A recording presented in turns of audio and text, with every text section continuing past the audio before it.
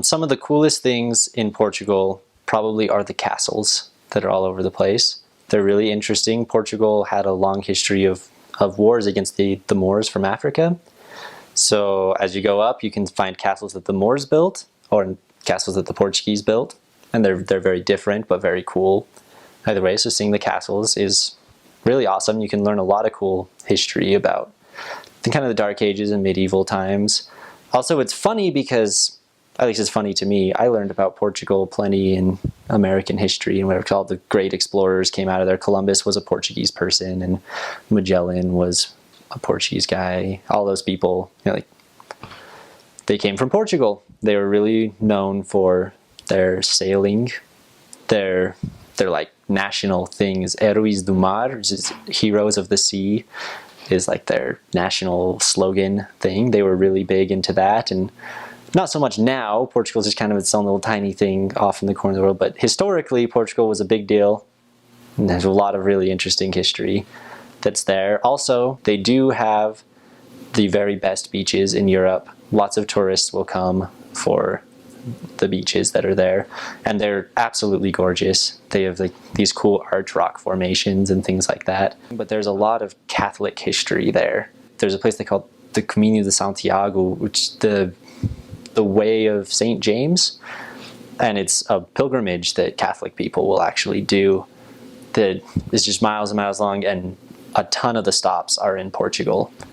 And they just have big, huge Catholic, I don't even know what to call them in English, like almost castles, but they're churches. And people will come from all around the world to look at them.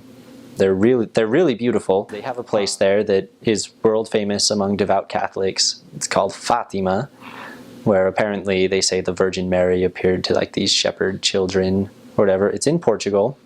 And they have giant shrines there dedicated to the Virgin Mary and whatever. And people come there and they walk on their knees for like 10 miles going around the place. And the buildings there are gorgeous. And also just the landscape there is really beautiful. Oh, one interesting thing. There's an area called Coimbra, which has a university in it, the University of Coimbra. And it was the inspiration for Harry Potter. They have a university. It's on top of this giant hill surrounded by kind of a creepy looking forest. And the students there actually as a uniform will wear capes and robes. That's a lot of universities in Portugal actually. They'll wear capes. The Portuguese is very different from Brazil to Portugal. But the cool thing about serving in Portugal is that you are going to meet a lot of Brazilians. And they're all going to speak with a Brazilian accent. And you're going to learn to understand it very well, and probably even speak like that if you want to. But you're also going to understand the Portuguese accent and all the African accents. So a Brazilian would say, A Igreja de Jesus Cristo dos Santos dos Últimos Dias. Whereas in Portuguese, A Igreja de Jesus Cristo dos Santos dos Últimos Dias. It's a lot more closed mouth and a lot more sh sounds. You know, I like to imagine that Sean Connery is speaking Brazilian Portuguese. That's about how Portugal does it. Just use common sense. I have heard of missionaries that, have gotten their wallets taken or things like that, but it's definitely the exception. That never happened to me, never happened to most of the missionaries I talked to. Something that it caught me by surprise is that as a country, they celebrate every Catholic holiday, which means they have a holiday pretty much every week, especially during the summer, sometimes twice a week. So if you come out and there's a random parade, it's some saint's day. You don't have to memorize them all. I don't think the people in Portugal have them memorized. Just every once in a while, when the post office is closed, even though you want to buy stamps, it's because it's some holiday. They do have a lot, but they celebrate most of the normal American holidays like Christmas and Easter, and they even do Halloween and Valentine's Day. Obviously, there's no 4th of July there. If you want to sing the national anthem that day, it's cool. Make America proud, but obviously they won't celebrate that. The people are really varied there. They're from a lot of different places, and so they'll serve you a lot of different types of food. Traditional Portuguese food is mostly just rice with some kind of bean, and then they eat a lot of fish, especially one called bacalhau, which means codfish. They eat a ton of it, but it's different from here. They pound it and salt it almost into fish jerky. And then they'll cook it into things. and it is really delicious. Even people that hate fish like the bacalhau in Portugal. It's really good. Other than that, their food's fairly normal. They eat a lot of soup, and like I said, get used to rice and beans because you have it with every single meal, but it's good. Pretty much every salad they're ever going to make, and they eat a lot of salad, but it's just going to have like oil and vinegar on it and salt. And I don't know, I thought it was weird at first, but now I think it's delicious. The Brazilians, for the most part, just have some really good food. They do a lot of meats, and once again, rice and beans, I guess, is just really common for every culture because the Brazilians and the Africans eat a ton of rice and beans, and so do the Portuguese.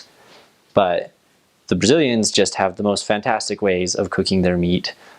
It's so good. I don't know if you've ever been to Tucanos or a place like that, but they make food like that, and it's really good. They also make really good like cheese bread, and they deep fry bananas. I really enjoy African food, but some people have issues for it. It's not for someone with a weak stomach because it's kind of just, it's whatever they have in their kitchen made into a giant, massive soup and put on rice. And so, like, sometimes it's really good and sometimes it's really not.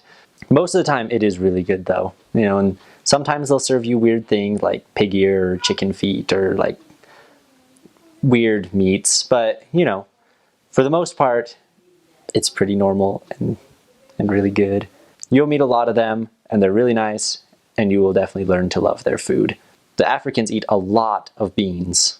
There's a ton, so I just hope your stomach is ready to handle it. My first day was funny. It's a little ridiculous. You know, we took a couple trains and a boat and got to our area, you know, and so we walked forever and like through this weird little forest thing. Like I thought I was gonna be walking in cities because I'm in Europe, you know, you just expect that.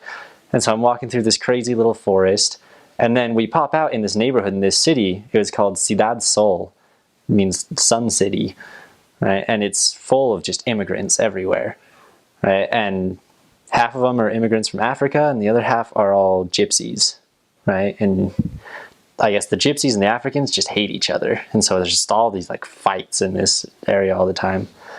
And to get to the African side where our appointment was, we had to walk through the gypsy area. Like, I don't understand what they're saying, but I got enough to know that they were asking for things, you know, and this old lady came, was just asking, and I, you know, in my terrible Portuguese, because it was my first day, you know, I'm trying to tell her, I don't have anything, I can't give you any money.